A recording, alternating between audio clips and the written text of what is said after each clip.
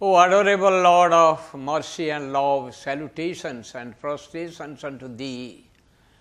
Thou art omnipresent, omnipotent and omniscient. Thou art Sachidananda, Thou art the indweller of all beings. Grant us an understanding heart, equal vision, balanced mind, faith, devotion and wisdom. Grant us inner spiritual strength to resist temptations and to control the mind. Free us from egoism, lust, greed, anger, hatred and jealousy. Fill our hearts with divine virtues. Let us behold Thee in all these names and forms. Let us serve Thee in all these names and forms. Let us ever remember Thee. Let us ever sing Thy glories.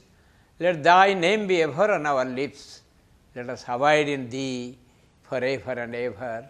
Let us abide in Thee forever and ever. Blessed teachers, my due respects, regards and love to all of you. I congratulate you all for having embraced teaching profession, the noble profession. Revered teachers, you must be aware education in ancient India was life building, character building and man making. As a result, the ancient students could know the right goals and the right path of their life. They were proceeding in that path and building their life rightly and laying a proper and strong foundation, and by constructing a complete, proper, strong and nice superstructure of their life. They were laying the foundation of their life properly and strongly with good physical health, powerful mind, noble character and ethical conduct, with strict observance of complete celibacy. They were achieving all-round developments of their physical body, mind, intellect, heart and soul. They were living an ideal student life. Further, they were imparted teachings on our great ancient Indian culture or Bharatiya Sanskriti and about the Param Lakshya or supreme goal of human life, dharma, religion and adhyatma, spirituality. Therefore, they were living their future household life ethically, righteously and spiritually.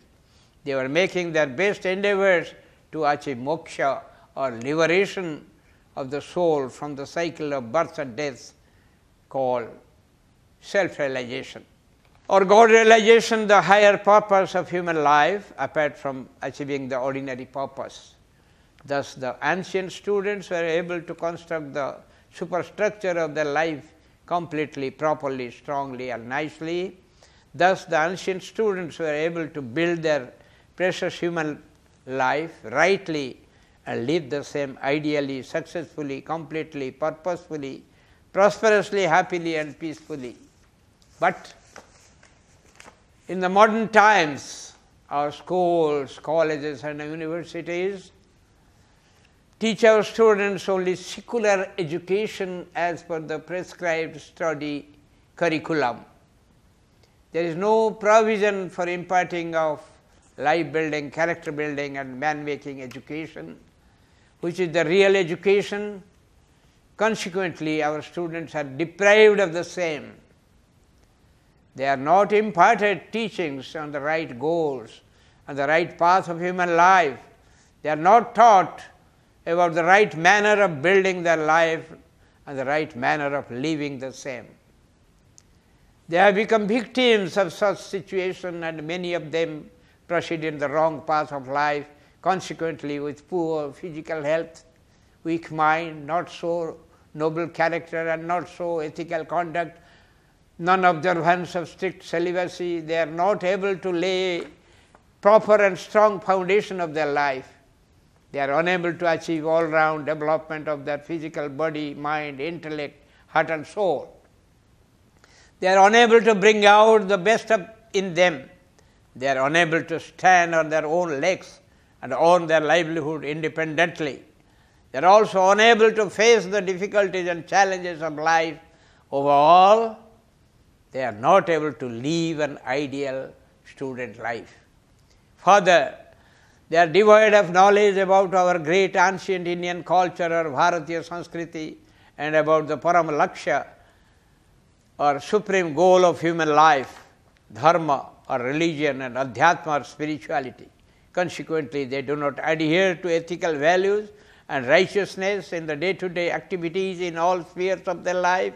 They do not practice spirituality and do not make endeavors to achieve moksha or liberation of the soul from the cycle of births and deaths, called self-realization or God-realization, which is the supreme purpose of human life, as stated in our ancient spiritual scriptures and according to our great, glorious, lofty, unique and ideal ancient Indian culture or Bharatiya Sanskriti. Instead, they live their future household life in a predominantly materialistic pattern with enormous worldly enjoyments and abundant sensual pleasures. As a result, in their future life is spent mostly in sorrows, sufferings, miseries and failures. Thus our modern students are unable to construct the superstructure of their life completely, properly, strongly and nicely. Thus, our modern students are unable to build their precious human life rightly and live the same ideally, successfully, completely, purposefully, prosperously, happily and peacefully. Consequently, they are suffering from irreparable damages and incurring permanent losses in their lives. The adverse effects of our deficient modern education system have also been befalling on our elderly persons, our families, our culture, our society, and our nation, generation after generation. We are teachers, students are also the future citizens and hopes of the nation. In future, in addition to shouldering the responsibilities of themselves and their families, they will shoulder the responsibility of the nation and its people also. They will have to work for the development, prosperity, peace, safety, welfare, etc. of the nation and its people. They will be the makers of the nation. They will shape the future destiny of the nation. But when the students themselves have not been able to build their life properly and strongly, how can they be able to build their nation and work for the development, prosperity, welfare and peace of its people? In this grave situation, I wish to make an appeal to you all in the larger interest of our students, our culture, our society and our nation, because you are the makers of the students and your role in making the students, making the society and making the nation is indeed great. Also, the great and onerous responsibility of making the students rests on your shoulders. Revered teachers, mothers and the fathers are said to be the first teachers of their children at homes. When the children come to schools for their education, you are their teachers. Mothers and the fathers are the teachers for a short period of, say, 5 years, but you are the teachers for a very long period of, say, 17 to 21 years, the entire study period of the students. Further, while mothers and fathers lay the primary foundation of their children by imparting them informally elementary teachings on limited spheres such as good manners, fine behavior, cultivation of good qualities, right conduct, religious and spiritual practices, etc., amidst their busy schedule of daily household course and professional duties, it is you all who really make the life of the students by imparting them right education.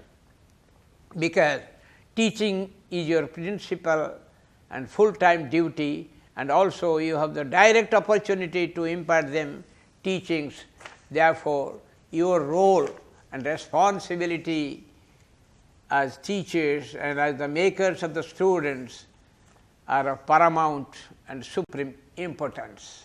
Revered teachers, you impart teachings to students on various secular subjects as per the prescribed study curriculum as part of your professional duty. You must perform that duty and teach those secular subjects sincerely and meticulously, simultaneously keeping in view various factors, including lack of provision for imparting of life-building, character-building and man-making education, present sorrowful conditions of our students, the intense and urgent necessity for restoration of life-building, character-building and man-making education in our modern schools, colleges and universities, your moral duty, role and responsibility towards your students as the makers of the students, etc. It frequently comes to my mind seriously that you need to impart to your students teachings on the subject of life building and successful living as part of life building, character building and man-making education. Therefore, I take this great opportunity to appeal to you all in the following few lines in the largest interest of our students, our culture, our society, our nation, our world, as well as all of us. Revered teachers, please give your students lesson on good physical health. Please teach them on asana, pranayama, physical exercises and their necessity, importance and benefits for keeping good physical health, for their practice in the morning and evening hours every day. Please give them teachings on good, nutritious, balanced and healthy food, and tell them why to eat, what to eat, when to eat, how to eat, etc. Because food is the chief contributing factor for keeping good, robust, strong, disease-free physical health. Please give them teachings on pure water, clean air, sound sleep, rest and relaxation as the same are also contributory factors for keeping of good physical health. Please give your students lesson on powerful mind. Please teach them on thought culture, will culture, memory culture, concentration and meditation with their necessity, importance, manner of development and benefits. Our students greatly need to learn about the same and practice in their life, daily life, in order to empower their mind. With the help of their empowered mind, they can study their class lessons well, they can achieve success easily and quickly in their study, as well as in various fields of activities in their future day-to-day life. Please give your students lesson on noble character or charitra. Please teach them about the necessity, importance and benefits of noble character. Please impart them knowledge on student life, good qualities such as obedience, humility, respectfulness, love, shraddha, devotion, bhakti, faith, vishwas, friendliness, self-control, discipline, faith in oneself, self-confidence, courage, patience, fortitude, optimism, and on human-like good qualities such as truth, non-violence, purity, self-control, honesty, selflessness, friendliness, love, compassion, forgiveness, tolerance, doing good to others, and how to cultivate them. Please explain them the necessity, importance and benefits of developing those good qualities in human life. Please also impart them knowledge on various evil qualities such as anger, lust, greed, selfishness, hatred, jealousy, arrogance, fear, timidity, pessimism, and how to eradicate the same. Please explain them the colossal harms and huge damages caused by them due to those evil qualities and the necessity, importance and benefits of eradicating those evil qualities in their life. Consequently, they can learn how to develop good qualities, eradicate evil qualities and build noble character. Please tell them that noble character is humanly, and without noble character a man is as good as an animal. Please tell them that noble character is the most valuable wealth they need to acquire and possess for achieving victory and success in all undertakings and in all fields of their life. Therefore, please tell them that noble character is of paramount importance and is indispensable in their life. This is the most important and vital topic on which our modern students need teachings most intensely and urgently. Please teach your students lesson on righteous conduct or sadachara. Please explain them on the necessity, importance and benefits of performance of righteous actions or moral and ethical actions. Please explain them the inexorable law of actions of as you sow, so shall you reap, and accordingly exhort them to perform always righteous actions or moral and ethical actions in their own interest and for their highest good. Please tell them that performance of righteous actions will bestow upon them good results, happiness, victory and success in all undertakings and in all fields of their life, and also build their future destiny as a bright one. Please also tell them that performance of unrighteous actions or unethical actions will result in failures, defeats, sorrows, sufferings and miseries in their life and shape their destiny as a bad one. This topic, like noble character, is also of paramount importance and is indispensable in their life. Revered teachers, another most important and vital topic on which our modern students need teachings most intensely and urgently is celibacy or brahmacharya. Please teach them lesson on the great necessity, importance and benefits of strict observance of complete celibacy in student life. Please also teach them the various methods by which they can preserve their vital fluid, virya, and thereby they can be able to observe celibacy strictly and completely. Please explain them how celibacy or brahmacharya contributes greatly in keeping up good physical health, empowering of mind, building of noble character, performance of ethical conduct, and development of magnetic personality. Please also explain them how celibacy or brahmacharya contributes greatly in achievement of material prosperity, fulfillment of vital worldly desires, adherence to righteousness, and attainment of spiritual illumination for liberation of soul from the cycle of birth and death, the higher purpose or supreme purpose of precious and ideal human life. Please also explain them the disastrous evil effects of wastage and loss of the vital fluid, virya. The vital necessity of imparting of teachings to our students on celibacy or brahmacharya assumes very great importance in the present situation in view of the polluted, undesirable and unconducive atmosphere now prevailing widely almost everywhere in our modern society.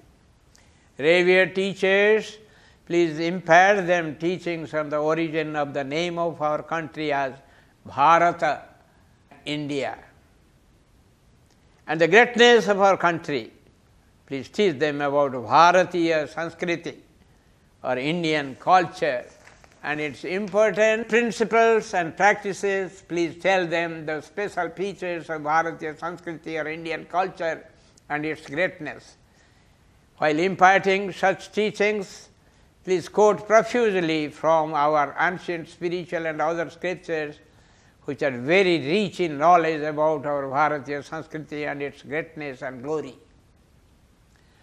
Please tell them the views of our rishis, munis, saints and sages about the greatness and glory of our Bharatiya Sanskriti. Please also bring to their knowledge the views of some of the renowned Western philosophers, thinkers, educationists, intellectuals, scientists, etc., who have spoken very high on the greatness and glory of our country, Bharat or India, and on the greatness of our Bharatiya Sanskriti or Indian culture, and who have admired the same abundantly. Such teachings will enlighten our students on this prime topic of which they are now ignorant. Such teachings will enlighten them how Bharatiya Sanskriti or Indian culture, our own culture, is great, glorious, lofty, unique and ideal in the world.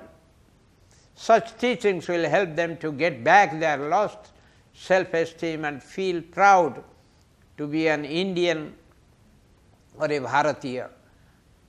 Such teachings will also inspire them to follow our own culture,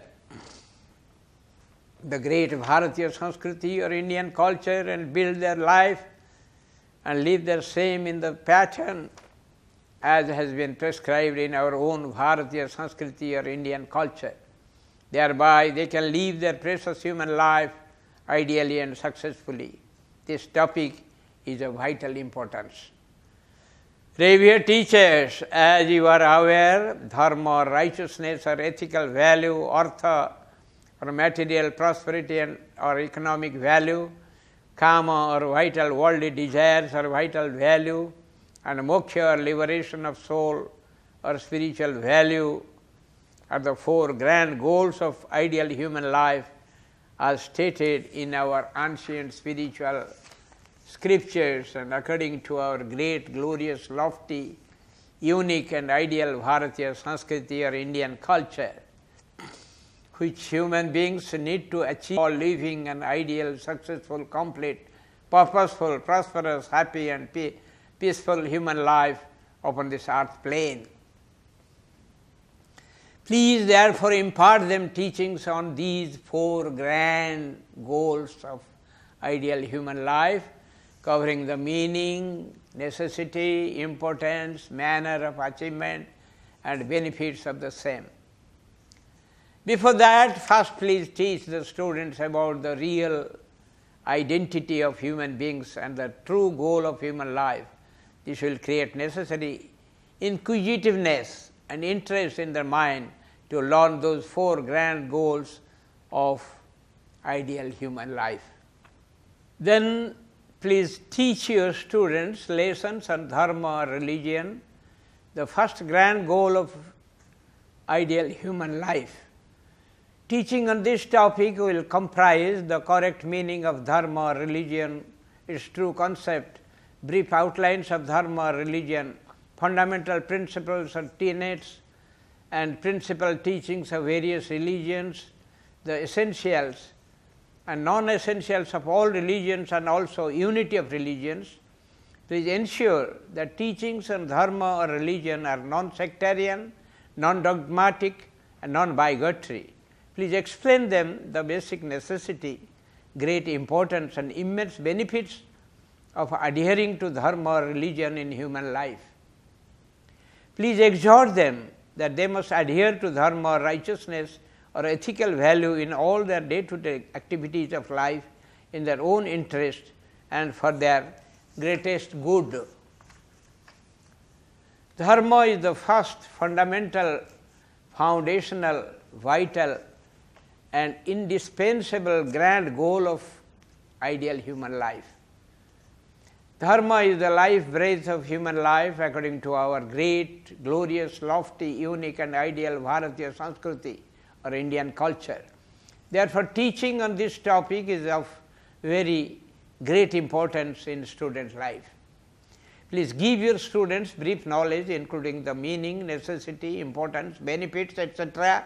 on artha or material prosperity and kama or vital worldly desires, two other grand goals of ideal human life. Please tell them that dharma or ethical value must govern artha or economic value and kama or vital value. That means artha, which means earning of money and acquiring of material wealth, needs to be acquired by them in the ethical ways or righteous way or in accordance with the ethical code of conduct or according to the rules of dharma, that is by honest and fair means and without causing harm or loss to other beings, as prescribed in our ancient spiritual scriptures. Consequently, author or owning of money and acquiring of material wealth will not give them sorrows, sufferings and miseries, but instead bestow true prosperity, real happiness and peace upon them. And karma, which means fulfillment of vital physical, biological, mental, emotional and physiological human desires, must be legitimate and justifiable once as enjoined in our ancient spiritual scriptures, so that it does not give them sorrows and sufferings, but instead bestow true happiness upon them. Please enlighten the students by imparting them teachings on spirituality, the fourth grand goal of ideal human life. Pursuit of spirituality in daily human life leads to attainment of moksha or liberation of soul from the cycle of births and deaths, known as self-realization or God realization. It gives permanent happiness and eternal peace in human life and results in permanent cessation of worldly sorrows and sufferings in human life. Please explain them the meaning, basic necessity, great importance and immense benefits of spirituality. Please teach the students about spiritual preceptor or Adhyatmic Guru, Yoga and Vedanta, spiritual practices or Adhyatmic Sadhana, company of saints or Satsanga, study of holy scriptures or Swadhyaya, divine life or Divya Jivan, etc. Spirituality is the supreme and indispensable grand goal of ideal human life, as stated in our ancient spiritual scriptures. Spirituality is the life breath of human life, according to our great, glorious, lofty, unique and ideal Bharatiya Sanskriti or Indian culture. Therefore, teaching on this topic also is of very great importance in student life. Revered teachers, please impart to your students teachings on the necessity, importance, benefits and manner of living of dharmic jivan or religious and ethical life and adhyatmic jivan or spiritual life during student life and youth period itself. Because this period is the right period as well as the best period to commence living of such life. Please explain them that living a precious human life upon the earth plane will be ideal, successful, meaningful, purposeful, happy and peaceful by living of dharmic jivan or religious and ethical life and adhyatmic jivan or spiritual life, that too from the commencement of student life and youth period itself. My holy spiritual master Sri Swami Sivachidananda Saraswati says that if the seed of ethics and spirituality is sown during the youth period of students, it will grow into a big tree in their future life and will give sweet fruits of true happiness and eternal peace in their life. Revered teachers, please explain your students about performance of their own duties and the duties of the householders. Students are also the future members of the society and the future citizens of the nation and of the world. Therefore, please enlighten them about their duties towards their society, their nation and the world. Please teach them to be good members of the society and ideal citizens of the nation and of the world. This topic is also of paramount importance in the prevailing scenario in which the vast majority of people are more conscious about claiming of their rights than about performing their duties. Further, our society, our nation and our world are facing two contemporary major problems. Those are lack of unity of religions and lack of world peace. Please therefore enlighten your students regarding their contribution towards unity of religions and world peace as the responsible members of the society and as the responsible citizens of the nation and of the world. This will contribute a great deal towards achieving both prosperity and peace in the life of people of the nation and of all nations of all over the world. Esteemed teachers, the present school, college and university study curriculum doesn't have provision for imparting of life building, character building and man-making education, which is the real education. Therefore, you can impart life building, character building and man-making education to your students informally beyond school hours by devoting at least 1 extra hour per week. Dear teachers, such devoting of your personal time for the students and imparting them the said education is your sacrifice or charity of yajna. This yajna is called jnana yajna, or ancient spiritual scriptures and our rishis, munis, saints and sages say the performance of charity or yajna by human beings is of great importance and immense benefits in this iron age of Kali Yuga. They further say that jnana yajna, that is charity or donation of knowledge, is the highest yajna amongst all kinds of yajnas, such as artha yajna, anna yajna, jala yajna, vastra yajna, aushadha yajna, bhumi yajna, etc. Because material charity or dravya yajna give temporary or perishable benefits to the beneficiaries, whereas jnana yajna gives them permanent and imperishable benefits.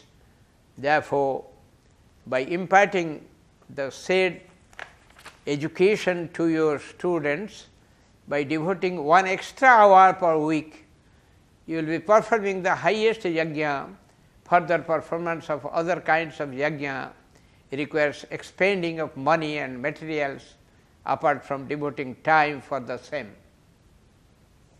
But performance of jnana yajna doesn't require money or materials except a little of your personal time.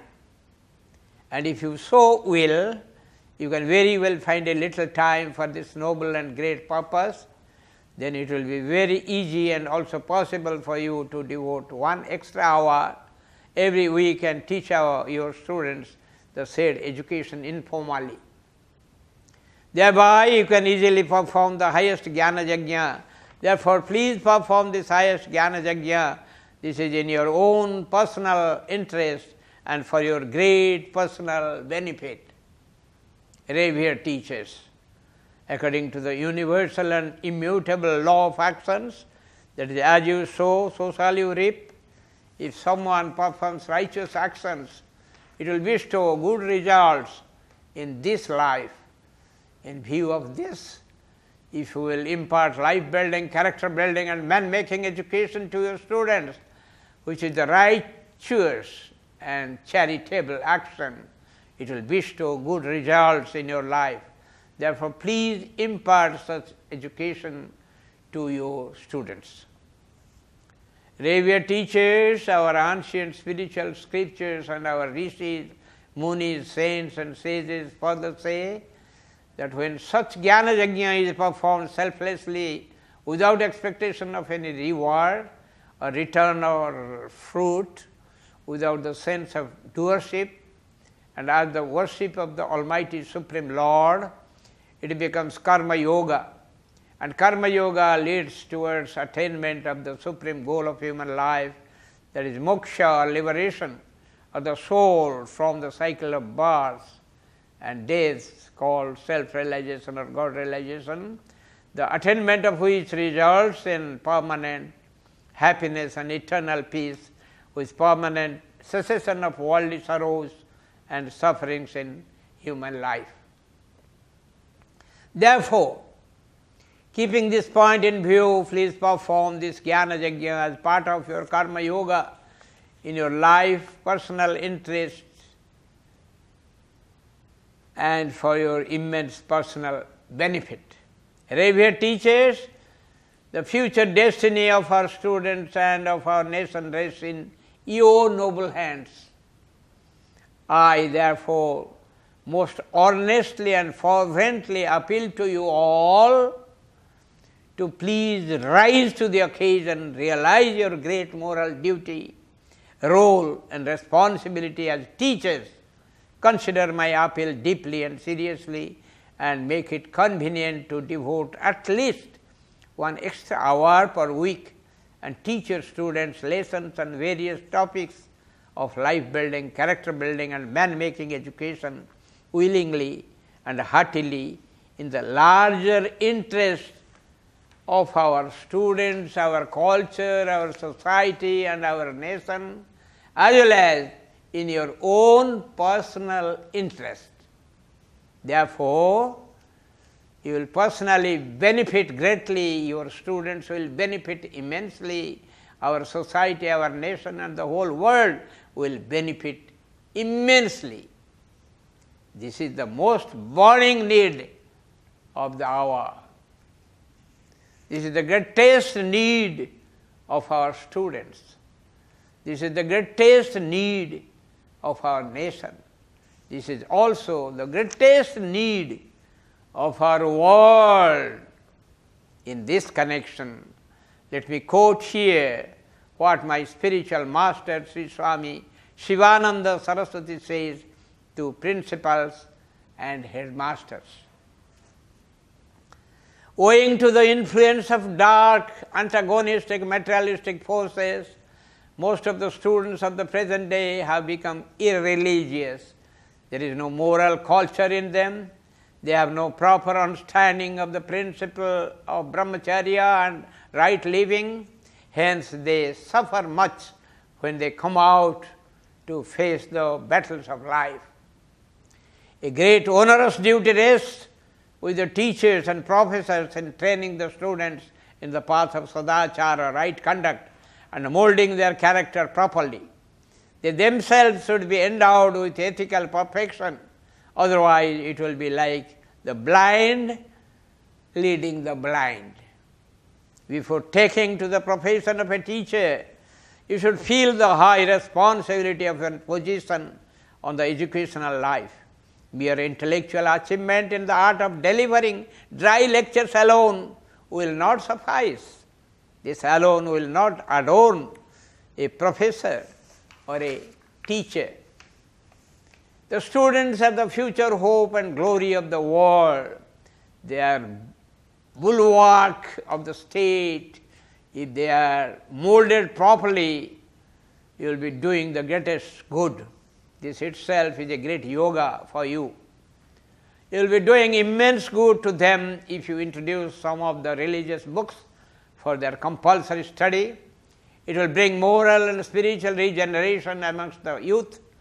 It is your duty to explain to the boys the importance of brahmacharya and the evil effects of an immoral life, and to instruct them in the various methods by which they can preserve the vital virya, the soul force that is hidden in them. The future destiny of the world rests with you and your students. If you train them in the right direction, in the right path of righteousness, the world will be filled with ideal citizens, yogins and jivan muktas who will radiate light, peace, bliss and joy everywhere. O teachers and professors, wake up now, train the students in the path of brahmacharya, righteousness and morality. Do not neglect this divine work. You are morally responsible for this onerous work. Let them study some religious books on yoga, bhakti, philosophy and Vedanta. Teach them Gita, Ramayana, Bhagavata and other scriptures. Let them know the sublime truths of the ancient rishis and seers. You can have self-realization if you take up this work in right earnest. Be true and sincere. Open your eyes now. Blessed is he who truly endeavors in making his students true brahmacharis. Twice blessed is he who tries to become a real brahmachari. May the blessings of the Lord be upon them. Glory to such ideal teachers, professors, and students. Revered teachers, during the course of their efforts for developing good qualities, eradicating evil qualities, performing moral and ethical actions, observing celibacy, adhering to righteousness or ethical value, following dharma or religion, as well as pursuing adhyatmikata or spirituality in their day-to-day life, students may find unfavorable circumstances and may face many difficulties, obstacles, failures, criticism, etc. And then they may get discouraged and disheartened and give up their efforts for the same. In such situations, please guide them how to get over those unfavorable circumstances and how to overcome those obstacles and difficulties. Please also inspire and encourage them to continue their efforts for the same with firm conviction and strong determination for their immense good. Please explain them that their continued and persistent efforts will bestow upon them a large number of benefits and will lead to success, victory, prosperity, happiness, peace, etc. in their lives. Revered teachers, in this connection, you may utilize our ancient spiritual scriptures and the books written by spiritually illumined rishis, munis, saints and sages as resource teaching materials, and also prescribe those to your students for their study, for acquiring detailed knowledge on various topics of life building, character building, and man-making education.